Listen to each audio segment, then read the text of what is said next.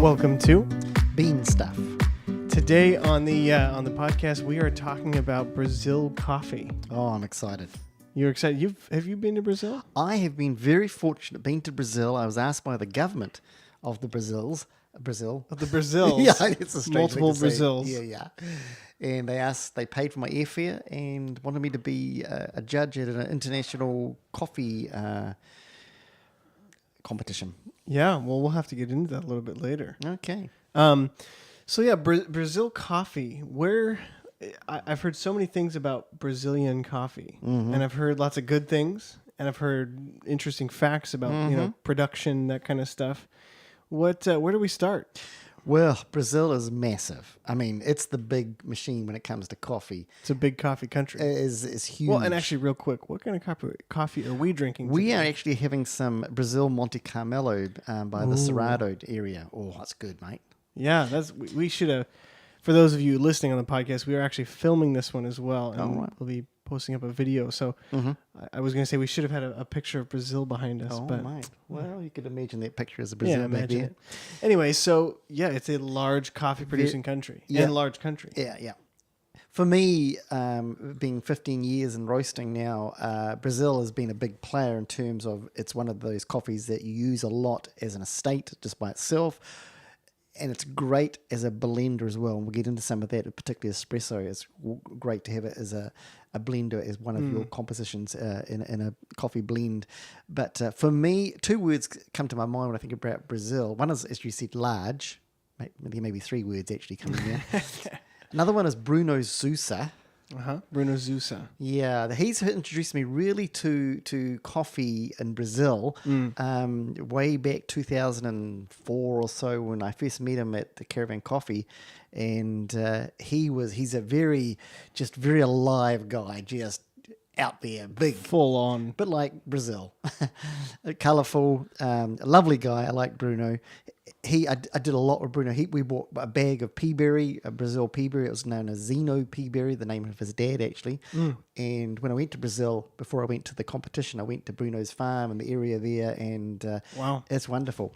So it has a sort of a place in my heart. You got a little Brazil. special Brazil shaped. Yeah, I should part say, of your heart. if you're ever in Brazil, and he's near Belo Horizonte, and he's a cafe there and a Q grading place there for coffee. I think it's called Academia do Café. Wow. So you should try that out. And the other part, well, I was going to say Lavras, which is the place I went to be an international judge. Lavras. Lavras. It's a little south of Belo Horizonte. Wow. And the whole country of Brazil, and correct me if I'm wrong, is between the tropics of Cancer and the Tropic of Capricorn. Correct. And that's a very... Which gives you a large landmass for growing coffee. Well, Brazil may not go between the whole two. Oh, gotcha. Right. But you've got around about, I think it's about 70 countries that are between those two tropics. And closer to the equator, wonderful. Brazil's very much by the equator there. And you've got about 70 countries, therefore, that can grow coffee. That's where you can grow coffee. By the way, you can grow coffee anywhere. We grow some here in Oregon. I've grown some in New Zealand. You used to have potted plants with a little bit of, little kids come along and tear it up, and wonderful. Anyway, that's another story. Yeah. But you can grow it anywhere. But the problem with growing anywhere, it doesn't have the quality that you're going to get of coffee between the tropics.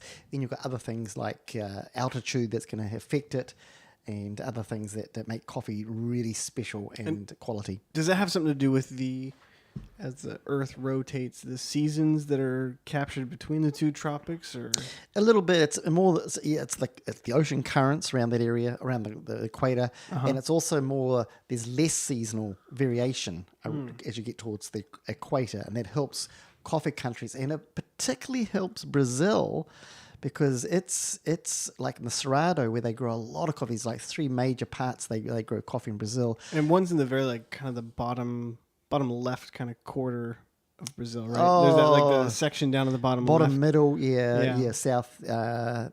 It started. I probably should tell you. It's got one of the most colourful stories of how coffee started in history of any country, actually. Well, that's a great segue to hearing about it. Oh, okay. and I'm going to get the names wrong and the I'm just gonna sit back and enjoy this episode. translations, but I had to write down his name, but his name was Francisco de Melo Palhita. I probably didn't do well with that, but It sounded good to me. anyway, he got sent. He was high up in the Brazilian government, and the Brazil, I think they knew about coffee and they wanted to get into that. So this is before Brazil was a large coffee producer. Yeah, it didn't produce any coffee. This Really? we're talking about 1727. I mean, this is early on, and he got. So sent, you were pretty young then. I was just yeah, whatever. But anyway, so quite a while ago. And he got sent up there to dispute between the French and the Dutch, basically, in Guyana.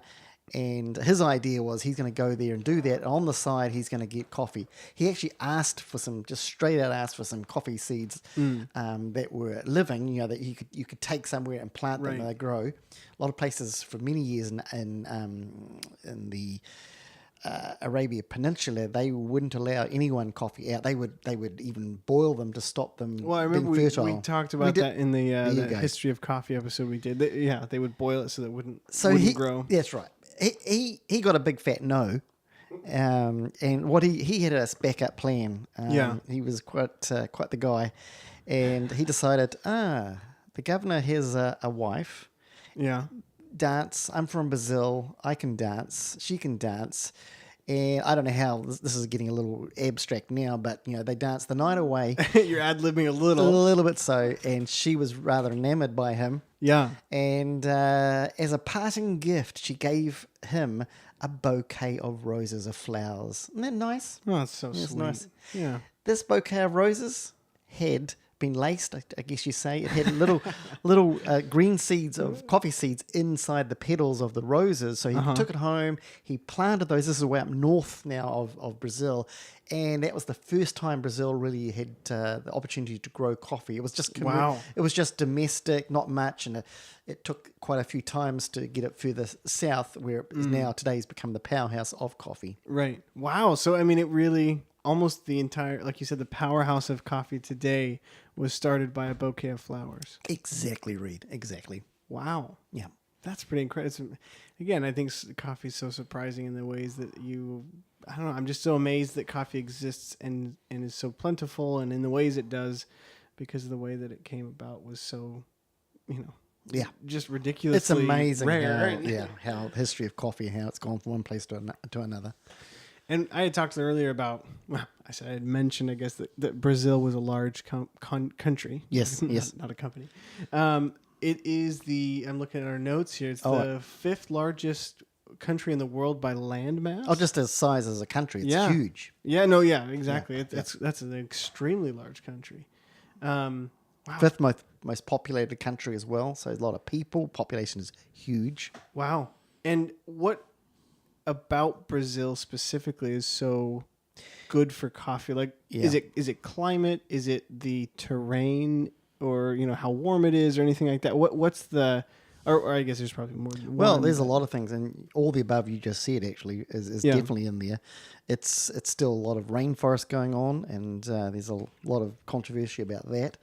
Are they? I guess the controversy is it cutting down rainforest to grow coffee, kind of a controversy. It's been that way in some parts, yes, and I think that's perhaps getting lessened now as they realise that's not a good idea to do that. Huh? Wow. And, Yeah. yeah. So therefore, the climate is very great for coffee, and that's why coffee grows so well there. As I said, it's a real mild climate, and it's warm, tropical. And yet it doesn't just pour down with rain. It has quite a long dry season, which for coffee trees they love it.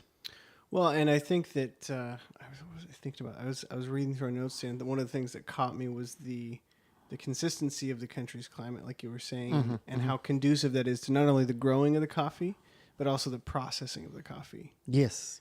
And Brazil's worked hard because it's a major product. I think it was one of the major exports, of course, a moneymaker for Brazil. I think soybeans maybe just got ahead of them recently, but that's another story. But for almost forever, well, since 1740, it's been up there 150 years. It's been the top producing country in the world. 1727. Sorry, I got it wrong. Okay. But yeah, no, it is, and I guess, is it still even though soybeans for them have taken over Yes, it's largest export. Are they still one of the largest exporters of oh, coffee? very much. They're not only the largest, and we may cover this again, but it's not only the largest exporter, but it's also one of the largest probably that drink their own coffee themselves. In fact, it's just getting pretty close, if not more. I'm not sure than the consumption of the USA. Wow. Well, Brazilians will drink their own coffee. and I've heard, I don't know what country it is, but I've heard of countries that keep the bad coffee for themselves and export the good coffee, or maybe vice versa. But is Brazil, I mean, obviously the coffee we're having today is really good. Yes. yes. But is that something that has an effect as well? Or is Brazil typically manufacturing really good coffee, and so what they keep and export is pretty similar? There's variation, obviously, and there's price differences too because of that. Because Brazil is a big producer of Robusta. There's two main types of coffee, Robusta and Arabica. Brazil, 20% of the coffee is Robusta. Which goes towards making decaf coffee? Instant not more. Decaf, yeah. Instant coffee. And just drinking is not only is instant either. And there's some good qualities of Robusta. But Brazil is 80% of their coffee, therefore, is Arabica, which is highly sought after and quality coffee. But they are the big players. They started, I think, 1880. I'm not sure where it was, but they would be they produced 80% of the world's coffee. Wow. And as time's gone by, today now it's down to about 35%. It's still huge. Well, and that's the biggest slice of that pie, though, 35%. No one else has that large of a cut of it. Wow. And as a country, I guess one of the things I was curious about is the work environment for Brazil for coffee. Has that changed over time? Because I know early on there was some slavery. Yes. Is that, I guess, where is that? Yeah, it has changed, which is good news. And I think Britain was the first ones to say, let's stop this slave trade. I think 1888, Brazil. In Brazil. Well, slaves coming from wherever to Brazil. Yeah. And then shipping them. 1888 was about when Brazil suddenly said, okay, we need to stop this as well. That's all good. Yes, very good. It takes a lot of time for that actually to change on the ground. A lot of the big plantation, and Brazil has some huge plantations of coffee farms, and they are very looked at and certified and checked on. There's a lot of smaller ones too. It's the middle ones. Wouldn't surprise me if there's some if it's not slavery, it's some pretty hard conditions for farmers, for farm workers, I should say, on those farms. It's a big place, so some things slip by. Right, and I think, it's good that obviously that is in decline, or that's progressing towards being no longer a thing, even if it's working towards that, I guess. But also Brazil as a country has been pretty progressive in the coffee industry as far as protecting farmers. Is that also correct? And that's the strange thing. It's sort of it's done both. Right. It's had slavery. It's protecting. It's realizing that it needs to do that. It needs to keep the whole coffee sector going well. And they're also high up, like, or I guess Colombia, Costa Rica out there too, in terms of mechanization. New techniques, new technology to actually get the seed from the tree to people like you and I. Let me have a sip. Well, and I know I just realized I'm getting low. So when you say advanced in their technologies, what are the technologies that Brazil is using or utilizing that is making it advanced? They've done a number of things, and they even have universities over there. I remember when I was in Lavras, I was saying at the beginning, there's a coffee university in that town. Really? Amazing stuff. They're looking at many aspects, really all of them. They're looking at the varietal, they're looking at how they can grow better seeds that are going to be more insect resistant. Wow. But they're also looking at terms of sorters. When the coffee seeds come out, they've been sorted, they've gone through their wet process, and then they sort them through sieves. And Wow. they've got lasers going on, all sorts of things that they're working out to Wow. make sure they get exact the same screen size they need to get, so that you and I, when we get our coffee, it's not all sorts of sizes of screen of coffee seeds that can extract differently and therefore taste different. Yeah. So when you get Brazil coffee in, do you find it's a very consistent bean or consistent coffee? Like the green coffee itself, do you find it is more refined than other coffees possibly because of those technologies? Or is it A little, Yeah. more than some. I mean, you've got places like Sumatra that it's known for very different inconsistencies, and Right. that's Sumatran coffee, and I love it. With Brazil, you've got a lot of the process of Brazil coffee. A lot of it is natural process. They've been doing a lot more semi-pulped or semi-natural recently, which is sort of the best of both worlds. But the natural itself, because the cherry is picked, it's put on the ground, the sun comes out, it incubates in that, and then after a few days, they'll take the skin off, and the pulp is so dry it sort of flakes off as well with it. But that just brings inconsistency in terms of how consistently it's been dried, Yeah. how much moisture is out of there. And if the seed is on one side, the sun comes out, it gets hotter on that side than the other side, Right, even right. though they're turning it over, and etc. But a natural process, naturally, is going to colors are going to look different. It's a much more, it's a simple way of processing coffee. I like it very much. In fact, the coffee we're having today is a natural coffee. And by natural process, does that mean is that the one where they lay it on like a cement pad to dry? Or I guess Yes. But natural or dry, sometimes it's called. Yeah. Basically, it's missed out on the water process. Gotcha. And that's which is like the cleaning process that takes a lot of the pulp away from the bean. Yes, that's right. It takes the pulp away. Sorry, I'm hitting the microphone here. All my excitement. It's great for if you don't have a lot of water around, because you don't have to put it through water tanks and wash it and all that, and sit in water tanks for 24 hours or whatever. Don't need to do any of that. So it's much more accessible, therefore, to people as well. Wow. Yeah. You don't need water as much, so that's good for ecology as well. And in Brazil, and particularly the area I'm thinking about, the Cerrado, which is a well-known place there in Brazil, its dry season matches up with the coffee season. Wow. So you don't get this rain. So the sun comes out and it's out. So after you've harvested, after you've gotten them ready to dry, the season is kind of in sync with that. Yep.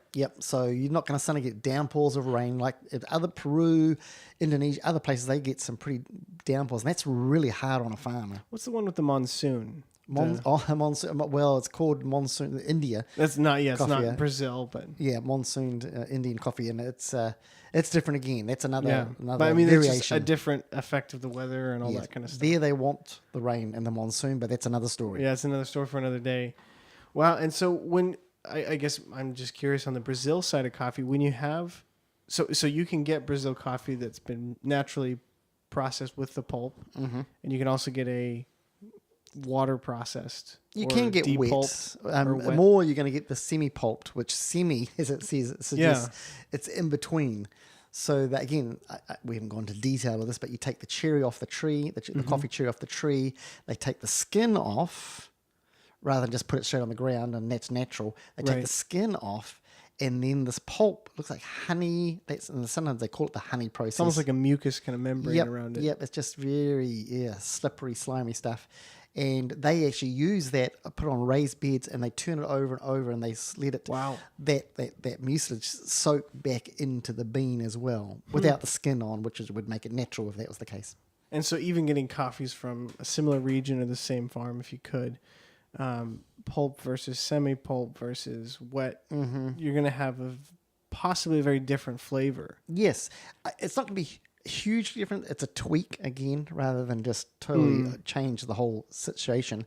Kind of like And- last week when we talked about the Chemex and how Yes. the different things. Yep. The filter is going to it's going to change it, but it's not going to create a different type of coffee. It's more going to just tweak it. That's right. That's right. It doesn't change it, but you can. I know when we get Brazil coffee in, we get from the farms round ours is called Monte Carmelo, which is the name of a town, and there's about 50 farms around there that are part of the Rainforest Alliance, which is good in Brazil because that's helping again rainforest, obviously, Yeah. and other things too. But because that's drawn from there, we will draw from 6-7 farms. We'll get 8 different farms and taste all those. It's amazing. Wow.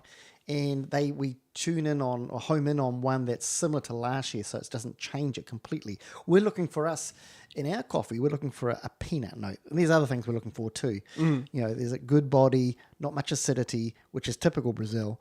And we want a peanut note, and we want that to be consistent from year to year. It's going to change again because you're not going to get it as much as last year, depending on climate and what goes on. But that's what we're looking for. Well, I guess that leads me to is I mean, obviously, like you were saying, it's going to be different year to year, different regions. I mean, Brazil is so large; there are so many different regions of it.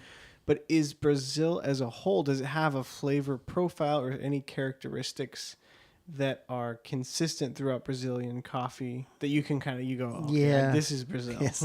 It's I mean, you're gonna. I don't want to oversimplify it, and there's going to be lots of exceptions. A 30,000 foot view. Yeah, typically it's when I'm the Brazils I've tasted and other ones too. It's usually low in acidity. Okay. That mouth high note in the mouth on your tongue. It's usually pretty low in that.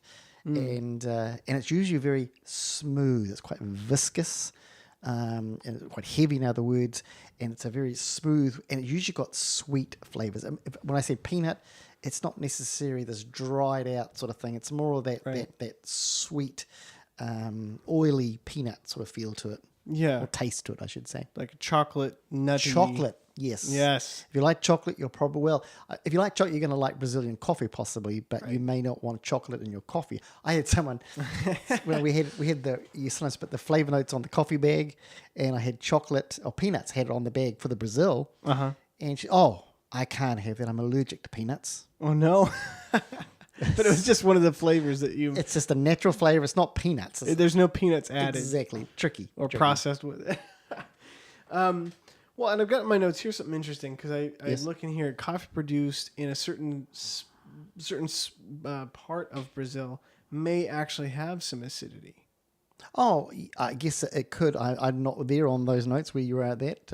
I'm at the. Oh, yeah, that's all right, mate. And as I said, I didn't want to oversimplify saying that all Brazil is so huge. You can have different things going on in the same farm. Right. I mean, different regions are going to have different weather. Yes. Different climates, different. You think of a coffee if it's hilly, which Brazil's not very hilly at all. But on one side, the sun comes up and then it goes down on the other side. Right. The wind pattern going around that hill can change. One side of the hill can be quite a different taste to the other side of the hill just because of climate. Are there any farms that cover two sides of a hill? I mean, you may not know of one specifically, but it's possible that even a farm could have two different tasting, or the beans throughout a farm might taste different from this tree to this tree to that tree. We had some from El Salvador once, just like that, and they would give us a taste of like a bird's eye around the hill. So this coffee is from this side, this corner. Yeah, they had names for I can't remember their names, but you can taste the difference. Wow, that's incredible. I mean, that's amazing that there's that much granularity to just the coffee, even at someone's same farm, different spots, different coffees. Yeah. Wow. Oh man, I'm excited. I'm glad we got to drink some Brazil with this one today. Oh yeah. It's sort of quite So Brazil as a country seems to be a well-developed coffee country. I guess, would it be one of the most developed, if not the most developed coffee producing country for coffee? Not necessarily as technology and all that stuff, but as a coffee producer. Because coffee is their biggest industry. Yeah. They realize that so many people population are involved in coffee. I don't mean just in cafes or farms. There's in between how to get it from the farm to the cafe. There's a whole lot of people are involved. It's a huge number of the population are involved in coffee, and their gross domestic product comes from the selling of coffee. Wow. Therefore, they have and seen the foresight to see that they need to be putting back into coffee to be on the edge, the cutting edge of making coffee better, having new varieties, as I was saying. That they're probably, when you talk about honey processed coffees or semi-pulped, Brazil's done a lot of work there. There's a white, there's a red, there's a black, there's a blue, there's a red pulp, how long it gets to spend in the sun, how long they shade it, and they would say it tastes different. And they've really dedicated quite a lot of time to these Very different much so. processes, and it's amazing how scientific it is in a lot of ways. Yes. It's and what they, because they've had so many methods, it's one of the coffees that's used the most of in blends. It's used a lot in espresso. I think I mentioned that at the beginning. Right. It's often there, and I like it just as a straight. In fact, on my espresso machine right now, I have just a straight Brazil in there because it's just perfect. I don't need anything else. Oh yeah, no, you know what? I would second that. I quite like it when you make. You've had some of that, have you? Yeah, I'd say that's quite good. And I guess that leads me to thinking. And again, I think these questions might be semi, not unneeded, maybe. But what are some ways that are what are some good ways to enjoy Brazilian coffee? Obviously, you can make it in any method. You can make it with anything, but is there any ways that you would recommend, like, if you're going to taste straight Brazil coffee, here's some really good ways to extract that and taste that? Yeah. Two on my mind, two things come to mind. One would be French press, which is what we're having today. Yeah.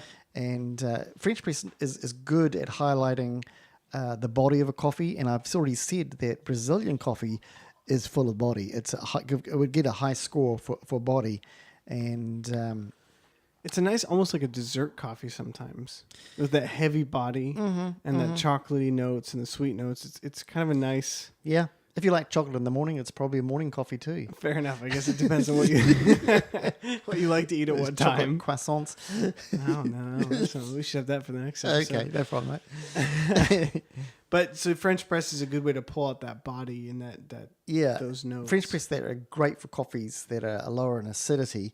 You get a high acidic coffee like a Kenyan or something, and French press is not going to be the best way to do that, probably.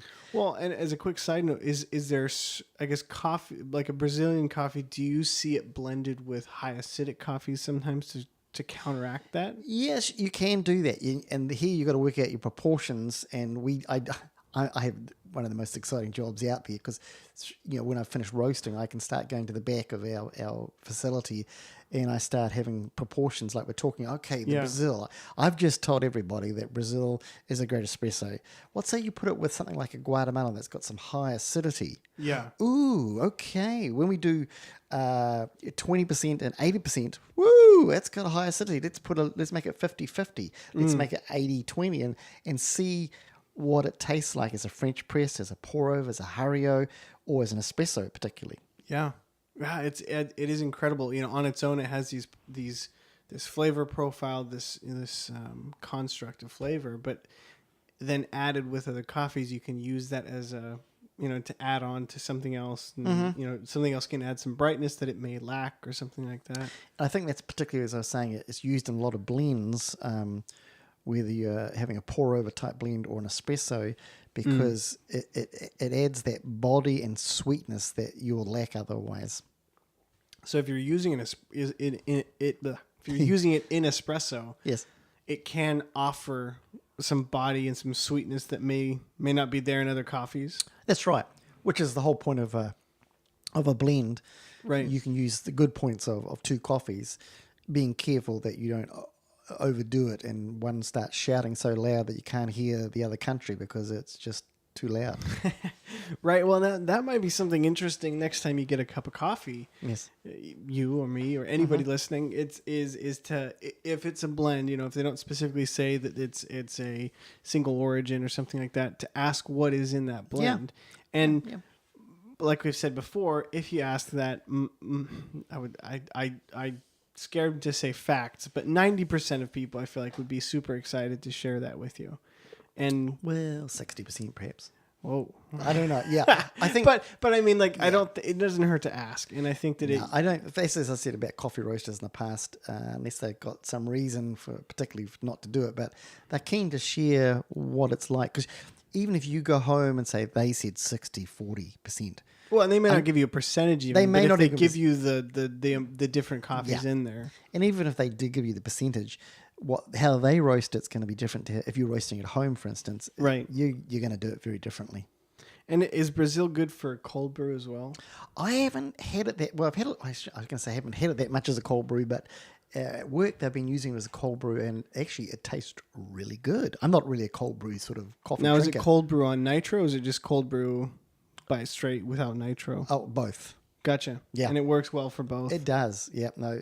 Funny enough, cold brew, because the process of a whole night waiting and it's is interesting. What coffees can taste really good as a cold brew. Our Ethiopia Yeah. tastes really good as a cold brew as well. And as a whole, almost different animal because heat can sometimes disguise flavor and all these different things. So as you get cold, how do you change the flavor so that it's good cold? I think that's a whole nother episode on cold brew.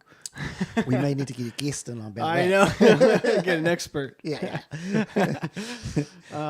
Yeah. Well, it's amazing how you can drill down into a single origin of coffee and pull out so much and not even touch other origins or other coffees. It's amazing. El Salvador is going to be completely different. Yep. Yep. And I should say before we finish is Yeah. that one of the big differences, and I say there's a lot of differences in Brazilian coffee just from the varietal itself, but particularly mechanization of the harvest is a big plus for Brazil. What do you mean by mechanization? Because it's flat basically. They can plant it with the trees are quite a well apart, and looks like a combine harvester basically. They can go through. It has these little rods that they shake the leaves, Yeah. and the ripe cherries drop off. Wow. And so therefore you don't need someone coming through and picking by hand, which is very laborious. That's a big work to do. Right. Whereas when you get a machine just go through in a few hours, it's done part of the farm. You've saved a lot on labour costs, Right. And but Brazil get away with it because of the climate and because of its flatness. That you can't have a combine harvester going up the Andes in Peru to get your coffee. Not quite so much. No. Not going to work. Well, and I guess with the ability to use more advanced mechanics and that kind of stuff for that, does that help the farmer to get he can produce his bean for cheaper, or I would assume he can speed up that process? Does that mean he gets paid more fairly for that because of that, or is that's a whole new bag? That's another.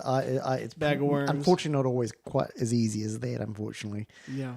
Because the mechanization of harvesting coffee is some of the bigger plantations, and so the big players. Yeah. And hopefully they're doing well with their wages for their workers anyway. Right. Yeah. Well, I'm glad we got to drink some Brazil, and I learned a lot today. Good. Good. But yeah, so if there's any other types of coffees that you're curious about and you want to learn more about, and it's not Brazil, let us know, and we can definitely see what we can do to compile some information. We always enjoy requests. And as we always say, feel free to reach out to us with questions, comments, concerns. That's about it, yeah. On Facebook, Twitter, Instagram, YouTube. Also on our website, we just got a new little thing. I don't know if I told you about this. No, what's that? But we got a little mail thing, so you can enter your email address and you can hit subscribe. Oh, yeah. And then you get like special updates and stuff. Oh, like I can mail to myself, and I can answer my question to myself, and Yes, and you could get sign an up. update from myself. You could sign up and I could answer you. Oh, I'm gonna think of a question. So we do have that as well. And this is our first episode on video For those who are I listening on a didn't even know. podcast, it's I not. would have But done my hair. yeah, the hair. Careful. But again, thank you so much for listening, and we are just honored we get to do this, and it's fun and exciting, and we hope that you get something out of it and learn something new. And yeah, well, thank you so much for tuning in and listening, and we'll talk to you guys next week. Thanks.